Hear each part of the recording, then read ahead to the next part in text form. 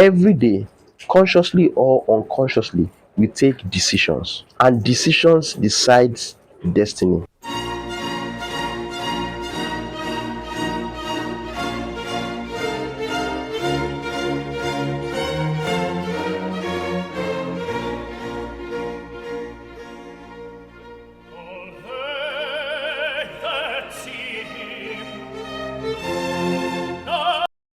All right, guys, welcome back to Champions Corner. Here we talk on issues that relate to purpose, leadership, and development. It's good to have you. If you are a member, you are a member of the family, you are an old subscriber, you're welcome. If you're a new subscriber, I welcome you. Let's get straight to it. I've come to discover that when we talk about life, we say, oh, life, like it's a big stuff. We look at it from the complex angle of it, right? I've discovered that life in its entirety is a combination of little steps we take, little acts we make, little thoughts in our mind, little actions we take, right?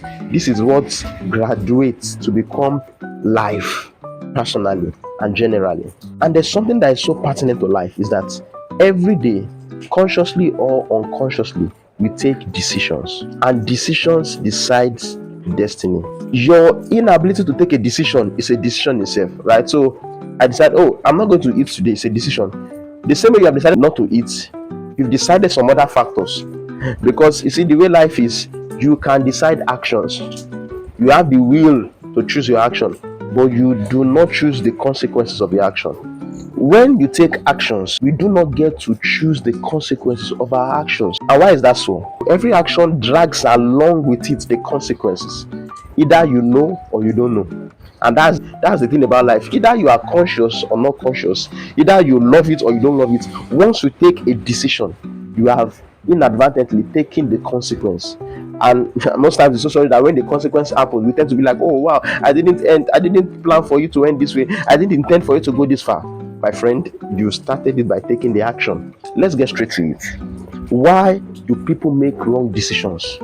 Why? Right, so I say it in this way. Decisions do not just spring up from the air. Decisions are not abstract, so to say. I mean, decisions do not just come from nowhere. Decisions are based on desires. Before you take a decision, there must be a desire. So, I am hungry. I desire food. The fact that I desire to be filled does not mean I'm going to be filled. I need to take a decision that affirms my desire. So, what is that decision? I get up from my bed, I go to the kitchen, and make some food. I had the desire to eat, to be filled. And after the desire is well understood, I need to take the requisite decision. And the decision is the action point. So when I take the decision and I'm filled, I've eaten, the consequence, I get energized. I have strength to go out. I have strength to read. I have strength to do my job. I have strength to do everything I want to do based on the decision I took. Now, why do people make wrong decisions? I have a couple of things listed in my diary which I'm going to be sharing with you. Decisions, like I've said, is a stem that is firmly rooted in desires. And any decision that is taken without desire most likely might end up to be a wrong decision. Why? I mean, when I say wrong, is that your desires can either be positive or negative. Your desires can either be good or bad, so to say. Decision is a stem that has its roots in desires, right? Now, I put something down which I would love to share with you. Between desire and decision is a bridge called purpose or why. If I have a desire and I want to take an action, I need to understand, why do I want to do this? So the fact that I feel something does not mean I should do it. The fact that I feel like, oh, I need money, let me just see someone I can just steal from, that's a desire. That's what you are desiring, does not mean you should take the action. Now, the reason why most people take wrong decisions is that they are slaves to their desire. So anything they desire, they want to get at it. Most times that might not be a good way to live your life. Actually, no, it's not really a good way, because if you're a slave to your desire, as humans, we have good desires, we have bad desires, because we are flesh. You can wake up today and your desire is, oh, I don't want to go to school, I don't want to read, I don't want to work, I just want to be lazy today, I just want to sleep and have a nice time. But that desire is not a good one, because the desire will not end up leading you to the kind of life you desire. the kind of life you would want to live. The first reason why people make wrong decisions is that they are slaves to their desires, either good or bad. So anything they feel like they want to do, it's okay to feel like doing something bad, but it's not okay to do something bad. It's not okay to do something bad because you feel like doing it.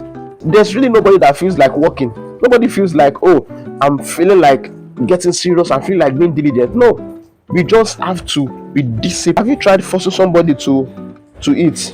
Force is always on display when desire is lacking. Anytime you are forced to do something, if you check it really, it's because you did not actually desire that thing. So someone's desire is about to overpower you through the use of force to make you take a decision that most times would have an adverse effect.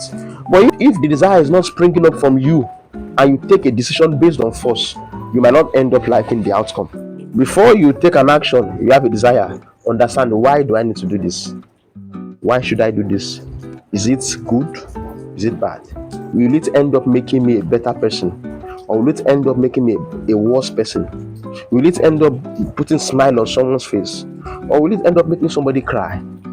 So your desire is there. So if I'm desirous of, oh, I need this thing by all means, anybody that's at the way, I would just get rid of the person. That's a desire, right? Does not mean I'll do it. Then I'll think about that desire. Wow. So why do I need to do this? Why should I make somebody else cry because I want to have access to pleasure? Then I'll say no, it's not worth it. Then my decision will be what? I'm not a slave to my desire. After crossing the order of purpose, then the next order is process. After you discovered, oh, this is the purpose why I want to carry out this desire by my decisions, the next thing is process. You have to think through every factor that concerns your intending decision. Once purpose and process are solved in the expected way, decision has a good foundation to come on. Thank you for staying true to this point in this video. Someone needs to hear this. Do well to share. Let me know what you think in the comment section. Do you think something different about decisions, desire, purpose, process, and all of that? Let me know what you think. Thank you. See you in the next video.